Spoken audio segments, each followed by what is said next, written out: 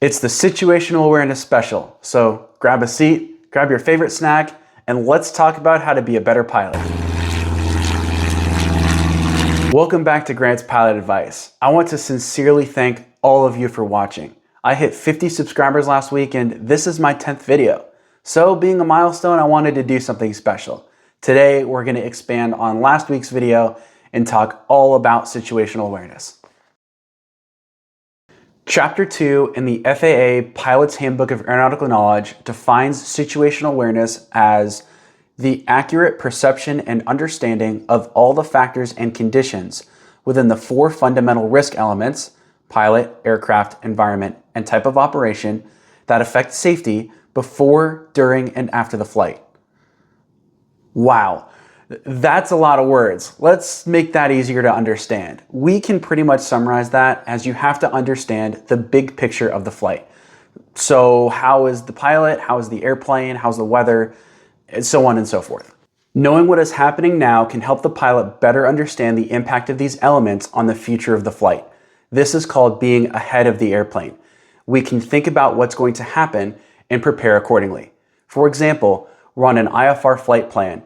We get the weather at our destination airport, and we hear that the airport has also defined a runway and approach to expect.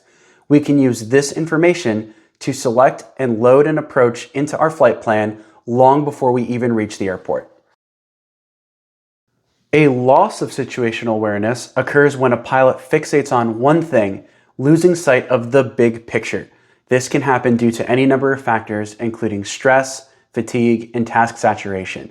Now you've gone from being ahead of the airplane to behind the airplane, which is a very, very dangerous position to be in. A lot of accidents that happen due to pilot error occur as a result of a loss of situational awareness. For example, Eastern Airlines Flight 401 crashed in the Florida Everglades due to a loss of situational awareness. During the approach, the indicator for the nose landing gear did not illuminate, telling the crew that the gear was not down and locked. The crew then became so focused on troubleshooting this indication, no one noticed that the autopilot had inadvertently disconnected and the airplane had begun a descent. By the time someone noticed the descent, they were so far behind the airplane, they didn't have enough time to process what was happening and then react to it before they crashed. The crew lost sight of the big picture because they were so focused and fixated on troubleshooting what ended up just being a burnt out light bulb. The best way to maintain situational awareness is to not get into a situation where you may lose situational awareness. If you have any concerns or doubts about the flight, then just don't fly. Like I've said before and I'll say again, it's better to be on the ground wishing you were in the air than in the air wishing you were on the ground. When you're in the air, stay ahead of the airplane. Do your prep work early to reduce your workload later. This includes setting frequencies or programming the GPS. Use basic attitude instrument flying techniques when you can't see outside. There are many ways to do this, but this is how I prefer to do it. I focus on the attitude indicator and I take quick glances to each instrument outside of the attitude indicator, recentering my focus on the attitude. You don't want to fixate on one indication, but you want to look at it long enough that you can understand and interpret what's happening. It doesn't matter if your airplane uses gauges or electronic flight displays, the same process applies. Ignore what your body is telling you and trust your instruments. Above all, just stay calm and stay focused. I've got a quick personal story for you which really tested my ability to maintain situational awareness.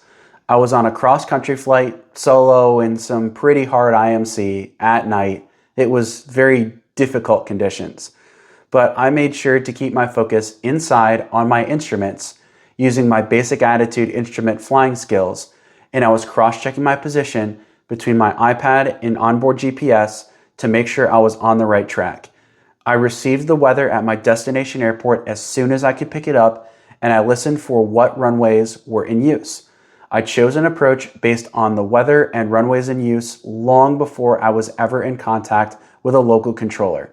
I made sure to do my prep work a lot earlier than I needed to, since descending through the clouds would really increase my workload. This enabled me to focus on just flying the airplane. Good pilots are always aware of the task at hand. Maintaining your situational awareness will enable you to be a much better pilot and a much safer pilot. Be smart, pay attention, and don't lose sight of the big picture. If you have any questions, leave them below. I see your suggestions for future videos, so keep them coming. Subscribe to my channel so you don't miss those future videos, and check out another video while you're there. Leave a like on this one and share to spread the good word about maintaining situational awareness. Thanks so much for watching. Fly safe and never stop learning.